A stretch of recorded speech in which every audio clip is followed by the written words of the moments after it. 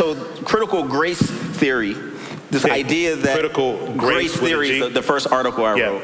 And it came out of this idea of common grace and the reality that we do this in every other sphere of discipline, right? You know, we look at, you know, something like, we use the word narcissist all the time. Well, that's a word that Sigmund Freud created, and he's the father of psychoanalysis, who was a rabid atheist, but yet somehow we find value in some of the insights that he had about psychoanalysis. You turn over to postmodern theory and other things as well. And so I'm like, we have this aspect of common grace in our toolkit to be able to embrace this.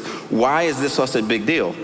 So then after I did a podcast and kind of a debate with Dr. Neil Shinvey about this, and I started to engage in just hearing the different things, I realized something.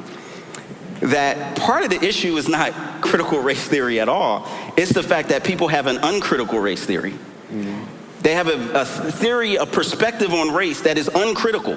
They just assume that race exists just as commonly as gender, just as commonly as my economic class, without any historical baggage.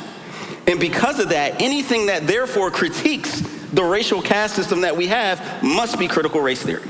And so what ends up happening is this one label of this one particular discipline that's a very obscure academic perspective that started in legal studies and now is kind of picked up steam in different places and in the academy, is being wrongly attributed to anyone who has anything to say about justice. Now, are there some overlaps there? Of course. Are there some things? But it's really the wrong question, in my estimation, of, well, what is it and how do we unpack it?